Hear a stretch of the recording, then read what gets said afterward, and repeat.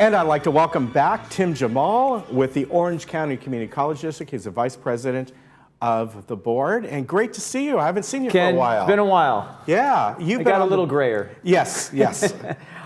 How long have you been on the board now? 7 years. Wow. 7.5 years. Yeah. So I'm up in November. Okay. Now, these boards are your Area 7, and I wanted to ask, am I right or wrong? Did they shift from at-large to districts? In 2022, we're going to all right. District elections. Okay. And I know that's even true with some of the local school districts, and I think that was that mandated by the state? It wasn't mandated by the state, but we decided to go in that direction to try to be more representative of the community. Right, okay, so that will come around. Right now, you're in Area 7, and that's Mission Viejo and my city of RSM. So that'll be in November. Yeah, very good. Yeah, it is. Both of those are great communities. All right, let's talk about, you folks met with some of the legislators, and obviously you're in touch with all of them. And here's a photo of, let's see, there's Letitia.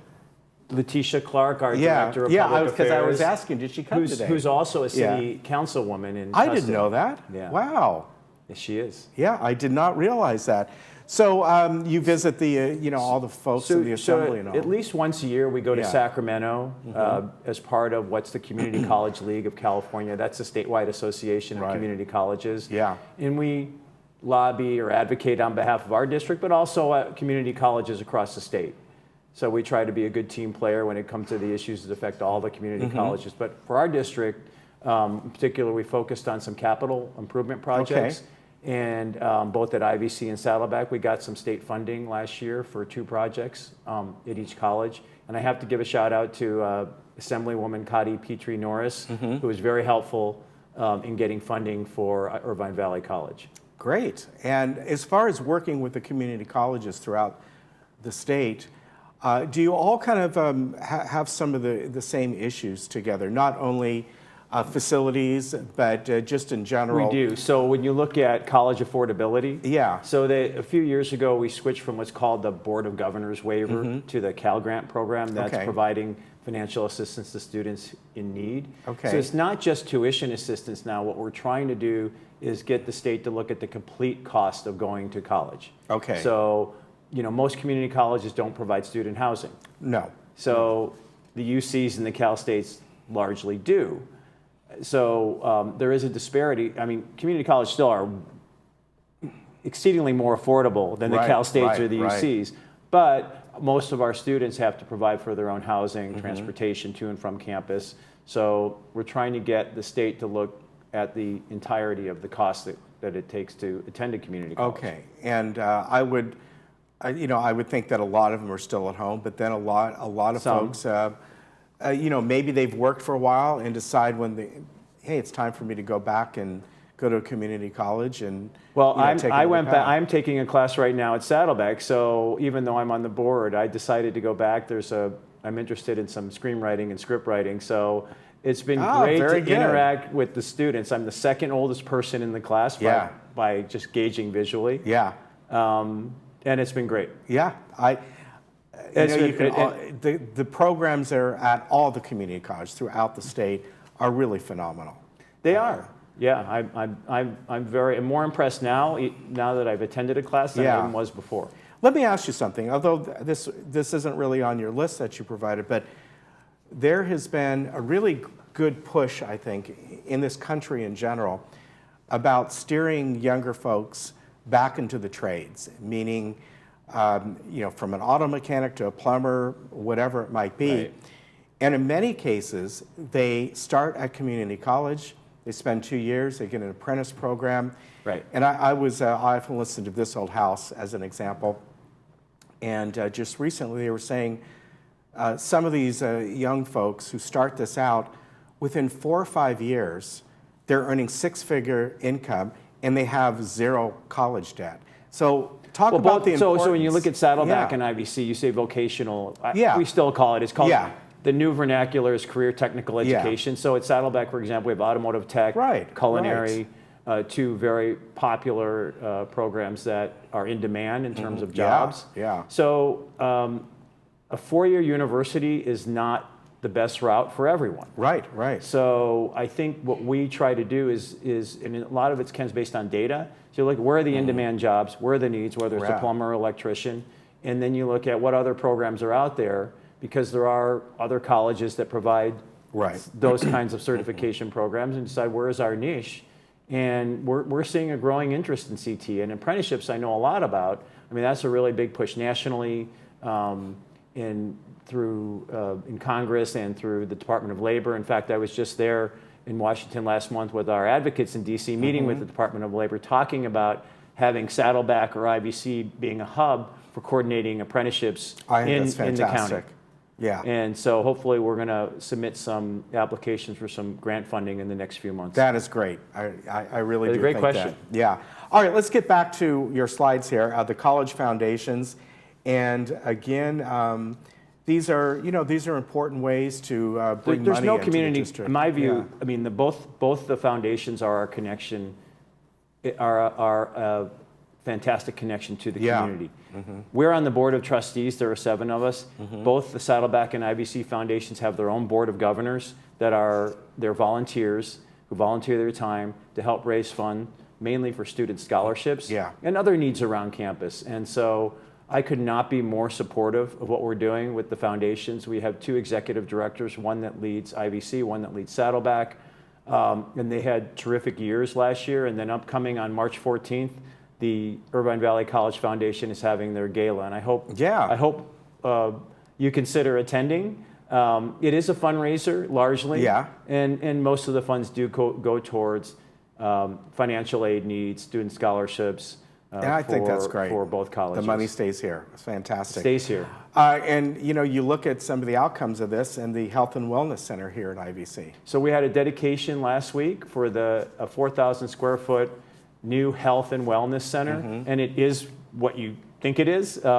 It is for the health needs of our students, but not just physical health needs. We have psychologists that are on contract to us, who are there and available for mental health needs of our students.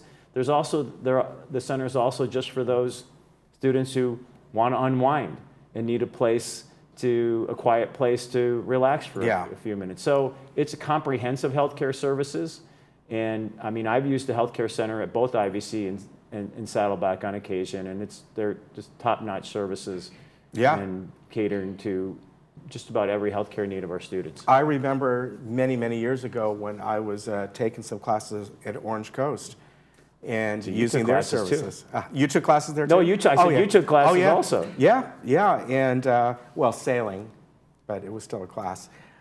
No, I took art and graphic design and all that. But yeah, it was great to have their health center there. It was, it really provided a lot for me. I didn't this year because out of convenience, I was somewhere else. But I've gotten my flu shots in the past at IVC and Saddleback. It's fantastic to have. So the health center it's up and running, the Health and Wellness Center? Great. It is. And now, of course, the elections happened. However, we have more to come in November. Right. But also census, and that's important too.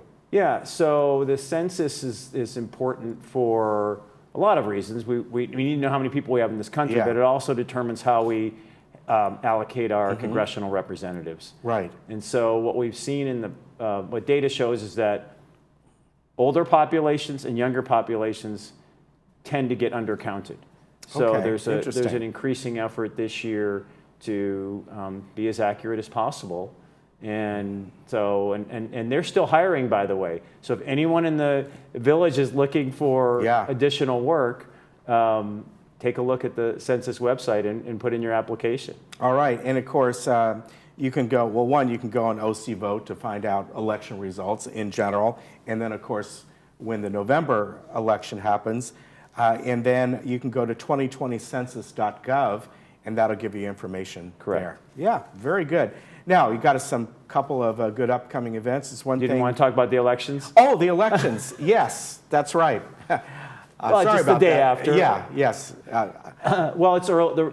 So we've gone to a new voting system in California, Right, as you know. right. Everyone gets a ballot to mail Right. in. That wasn't the case. The first election when everyone has gotten a mail-in ballot. 2, we went to voting centers instead of you remember your old local polling Sure. place where you'd walk down the street? That's gone. Yeah. We have voting center at IVC, so we're happy about that. And those are sprinkled throughout the county. Mm-hmm. So the results, they're still coming in because of the new Right. system. People vote, I think there's maybe even half the votes still have yet to be Right. counted. But in terms of education, the statewide bond numbered Prop 13, Mm-hmm. which would fund community colleges and the Cal States and the UC system for capital improvements, is not doing well right now. Yeah. So, and I say right now because we still are tabulating the votes, but this would have provided about $2 billion for community colleges, as well as K through 12 Right. and other high, mostly actually K through 12 funding and $9 billion. And maybe voters have bond fatigue. Yeah, Because when you look yeah. at here at the local level, in our district, we had 3 bonds. One at Measure M, Saddleback Valley Yeah. Unified School District, appears to be losing. Right. And then Capistrano Valley Unified School District had 2 bonds, and they are losing okay. as of this morning. Okay.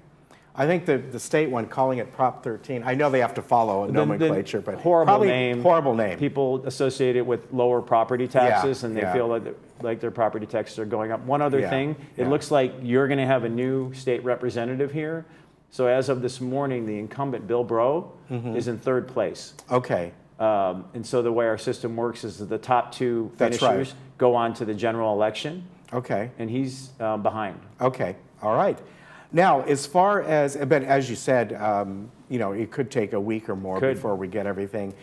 And I think OC did very well as far as handling it all. LA County, not so much. But anyway. All right. Great upcoming events. There's one thing that the College District does is continually bring fantastic art and drama and just great entertainment to the community.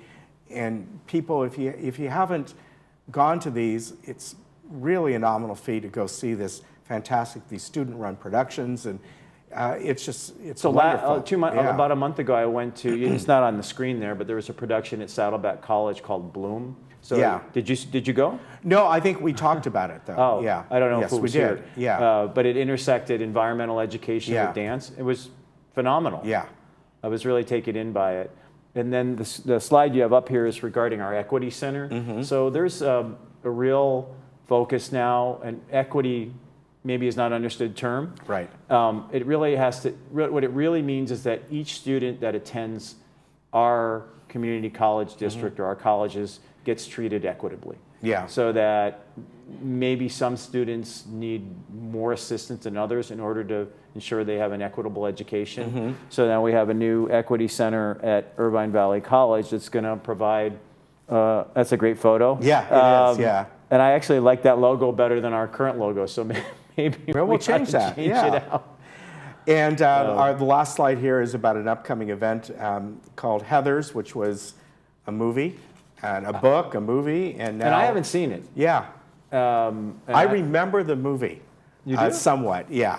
Yeah, Well, I couldn't... yeah. I'm remembering more movies now that I'm in the screenwriting class. Yeah. I mean, I'm astonished how many movies our adjunct professor actually knows. Yeah.